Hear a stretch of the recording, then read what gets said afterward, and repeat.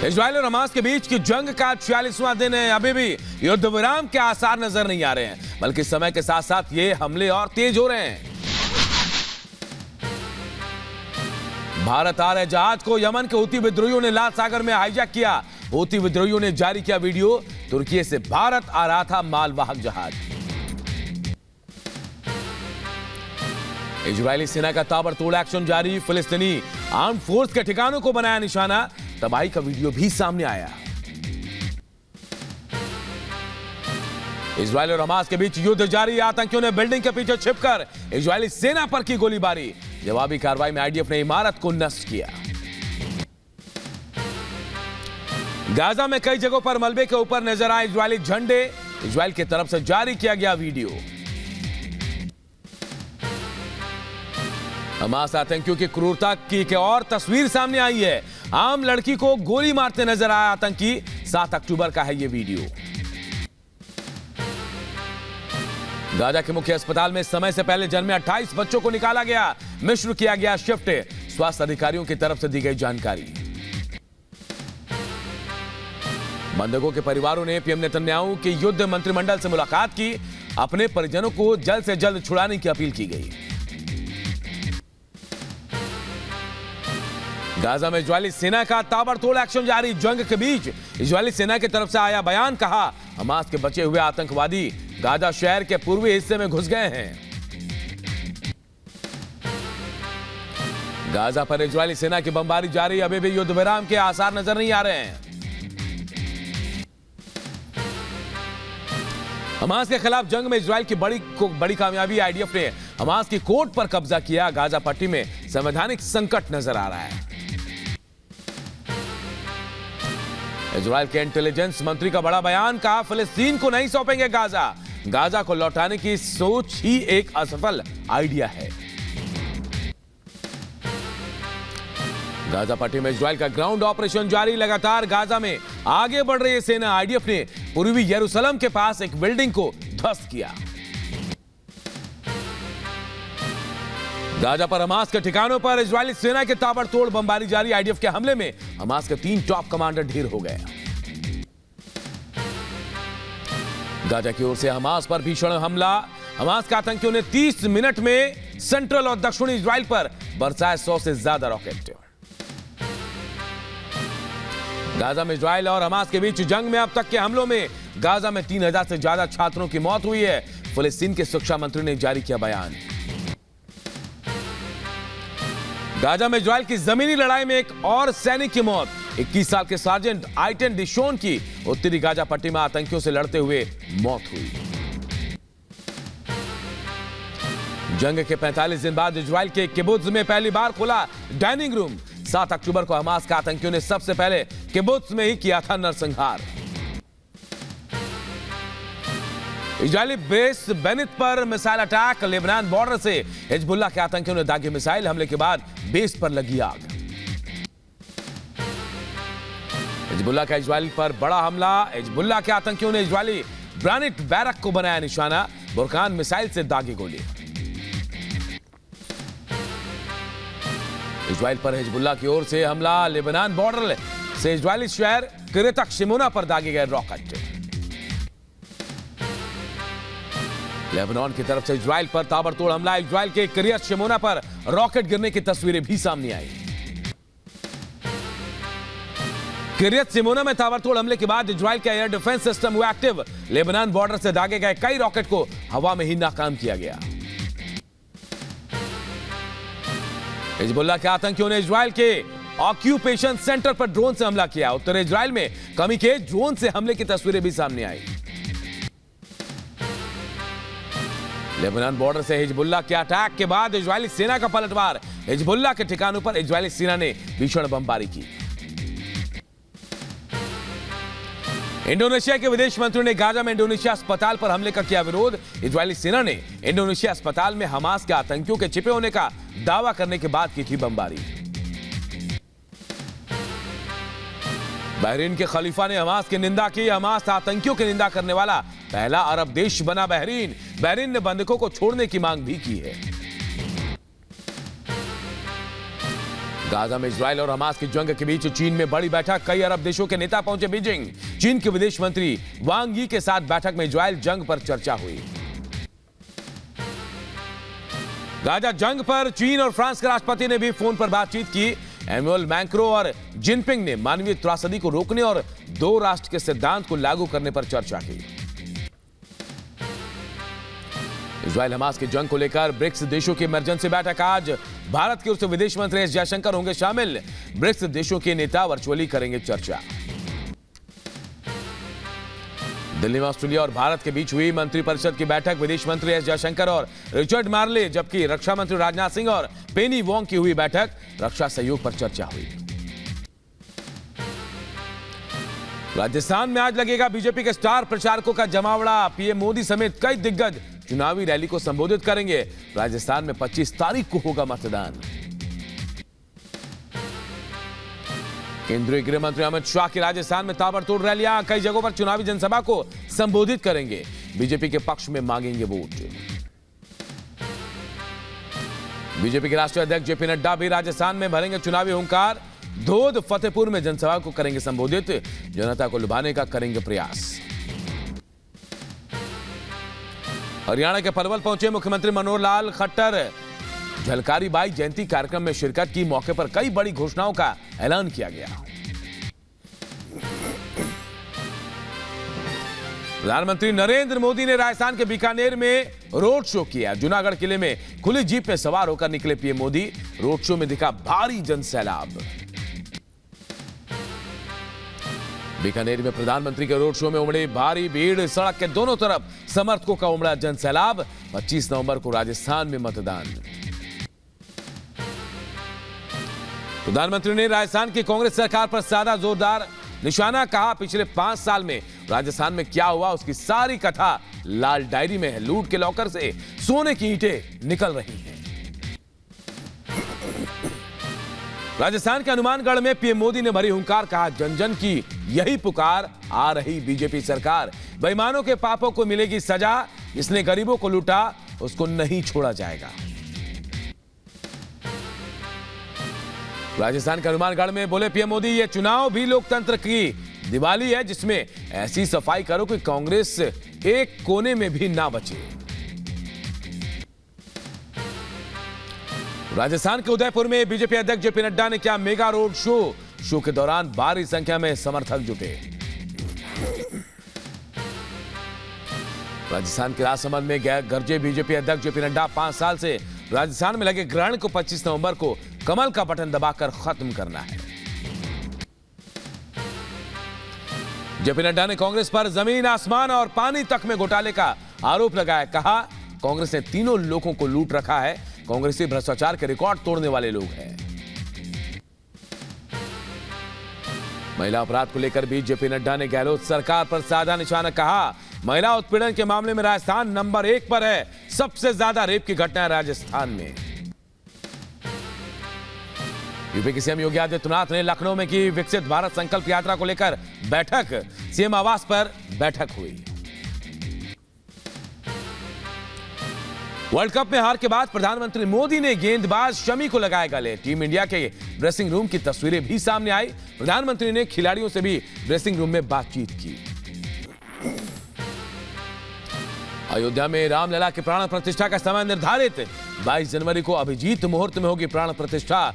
12:20 पर पीएम मोदी करेंगे मूर्ति की स्थापना। दिल्ली के राउज एवेन्यू कोर्ट में आज पूर्व उप मुख्यमंत्री मनीष सिसोदिया की होगी पेशी। दिल्ली आबकारी घोटाले में पिछले कई महीनों से जेल में बंद है सिसोदिया। पुलबंगा सत्याकांड मामले में आज राउज एवेन्यू कोर्ट करेगा सुनवाई।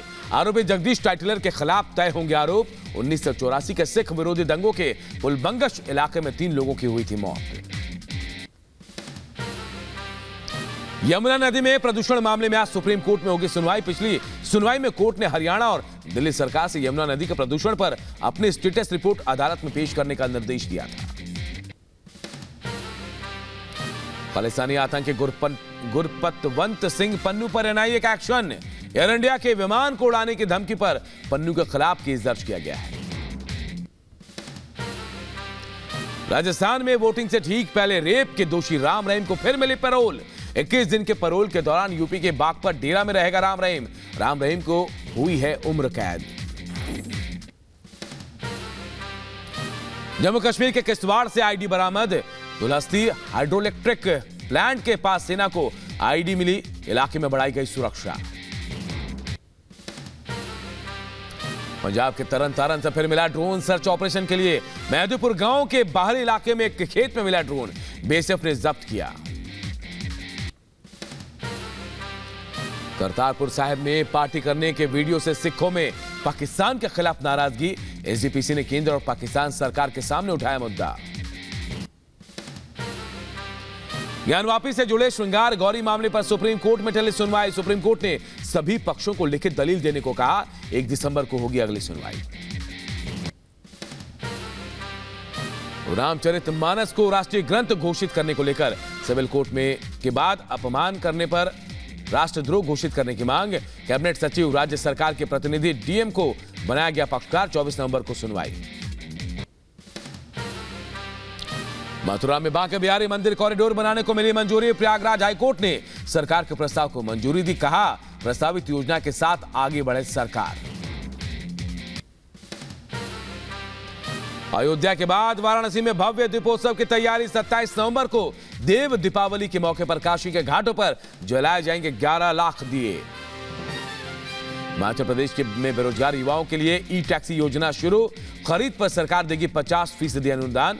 राज्य के मुख्यमंत्री सुखविंदर सिंह सुक्खू ने लॉन्च की योजना।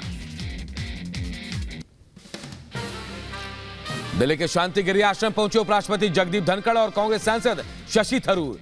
रजत जयंती समारोह में शामिल हुए।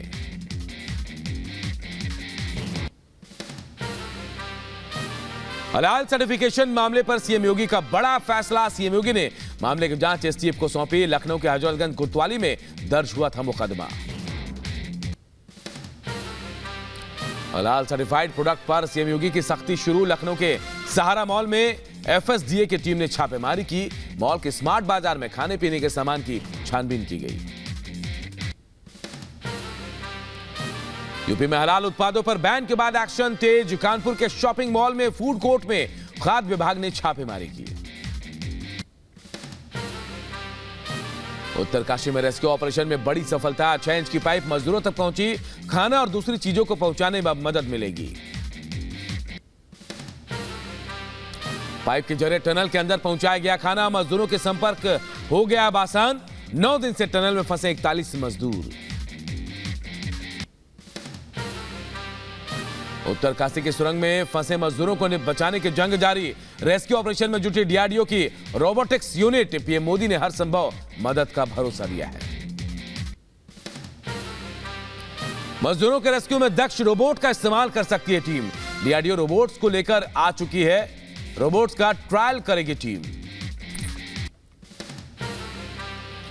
दिल्ली एनसीआर में फिर बड़ा प्रदूषण बहुत खराब श्रेणी में पहुंचा। दिल्ली का एक्यूआई। राजधानी में प्रदूषण की ड्रोन की तस्वीरें भी सामने आई है। दिल्ली में प्रदूषण पर एनजीटी सख्त। कहा पंजाब में आप सरकार पराली जलाने की घटनाएं रोकने में पूरी तरह फेल है। दिल्ली में 10,000 इलेक्ट्रिक बसों की देरी पर भी फटकार लगाई गई है। यूपी के अंबेडकर नगर में 12 साल बाद पीड़ित को मिला इंसाफ। पीड़ित परिवार को दबंगों के कब्जे से वापस मिली जमीन। देवरिया नरसंहार के बाद सीएम योगी की सख्ती से मिला इंसाफ। मध्य प्रदेश के दमोह में लगी आग। आगजनी से हुआ लाखों का नुकसान। दमकल विभाग ने कड़ी मशक्कत के बाद आग पर काबू पाया। बिहार के गोपालगंज में संदिग्ध हालत में 5 लोगों की मौत। मौत के बाद परिजनों में हड़कंप। इनमें से कई लोगों के बीमारी से मौत की खबर। राजस्थान के बाड़मेर में हुआ हादसा। चीनी मांझा गर्दन में लगने से बाइक सवार की मौत। मृतक के परिजनों में पसरा मातम। तेलंगाना के रंगारेड्डी में बड़ा हादसा। निर्माणाधीन इंडोर स्टेडियम के छत गिरी। हादसे में 2 लोगों की मौत, 10 लोग जख्मी। यूपी के लखनऊ में कैनरा बैंक की ब्रांच में लगी भीषण आग। धू-धू कर जली आग के बीच बैंक कर्मियों ने मुश्किल से बचाई जान। दमकल की टीम ने आग पर काबू पाया। दिल्ली के ग्रेटर कैलाश में दर्दनाक हादसा। तेज रफ्तार बीएमडब्ल्यू ने कार सड़क किनारे खड़ी दूसरी कार को टक्कर मारी। हादसे का सीसीटीवी फुटेज भी सामने आया। यूपी के रायबरेली में ट्रक ने पिकअप वाहन को मारी टक्कर। वाहन में सवार 100 से ज्यादा मजदूर घायल, 3 लोगों की हालत गंभीर। ईटा में मामूली विवाद को लेकर दबंगों ने महिलाओं से की मारपीट। 4 महिलाएं गंभीर रूप से घायल, सभी को अस्पताल में कराया गया भर्ती। यूपी के बागपत में लुटेरों से पुलिस की मुठभेड़। एक बदमाश को मुठभेड़ में लगी गोली। मुठभेड़ के बाद पुलिस ने लूट की वारदात करने वाले 3 लुटेरों को दबोचा। यूपी के उन्नाव में कर्ज में डूबे युवक ने गंगा नदी में छलांग लगाई, मछुआरों ने जान बचाई। यूपी के शाहजहांपुर में महिला की संदिग्ध परिस्थितियों में मौत। पति समेत ससुराल वालों पर जहर देकर हत्या करने का आरोप, पुलिस छानबीन में जुटी। यूपी के शाहजहांपुर में समाजसेवी सलमान नबी का अनोखा प्रदर्शन।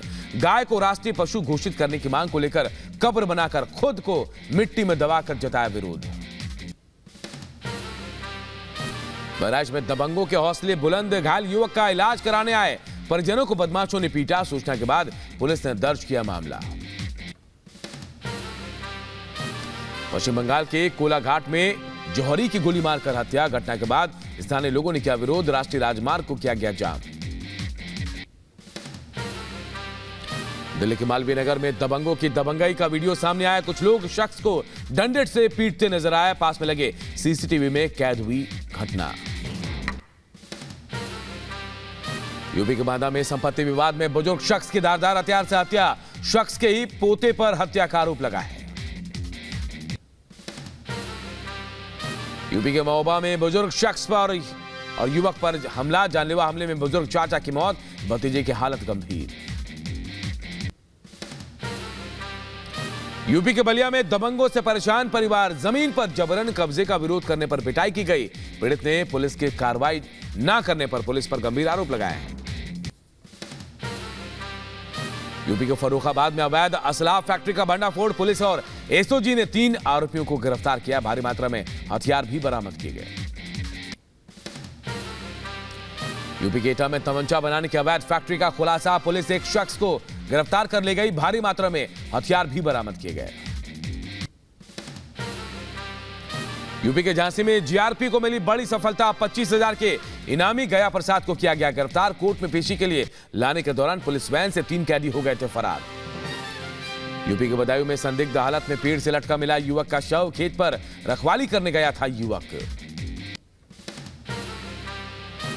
बोलीविया में आग का तांडव जारी। मुसीबत से लड़ने के लिए बोलीविया ने मांगी अंतर्राष्ट्रीय मदद। पिछले कई हफ्तों से जंगलों और चारागाहों को तबाह कर रही है आग। तनाव के बीच नाटो के महासचिव स्टोलटेनबर्ग ने कोसोवा और सर्बिया का दौरा किया। स्टोलटेनबर्ग ने कोसोवा और सर्बिया के हिंसा पर कूटनीति और मौजूदा प्रतिबद्धताओं का सम्मान करने का आग्रह किया है। वार्मिंग सीमा को पार करने की दौड़ रही है दुनिया। कम होने के बजाय बढ़ रहा है कार्बन उत्सर्जन। संयुक्त राष्ट्र की रिपोर्ट में खुलासा हुआ है। अमेरिकी रक्षा सचिव ऑस्टिन ने यूक्रेनी सैनिकों का कीव में स्वागत किया। वहीं मीडिया से भी रूबरू हुए ऑस्टिन यूक्रेनी राष्ट्रपति से मुलाकात का जिक्र किया। अमेरिका की मैरीलैंड में हुआ हादसा। चर्च में लगी आग। सूचना के बाद घटनास्थल पर पहुंचा दमकल विभाग। कड़ी मशक्कत के बाद आग पर काबू पाया गया। अमेरिका में क्रिसमस को लेकर शुरू हुई तैयारी। व्हाइट हाउस में प्रथम लेडी जिल बाइडेन को मिला क्रिसमस ट्री। तस्वीरें सामने आई। दुनिया भर में अमन और शांति को लेकर संयुक्त राष्ट्र महासचिव एंटोनियो गुटेरेस ने सुरक्षा परिषद में रखे अपने विचार। कहा, शांति और विकास एक साथ चलते हैं।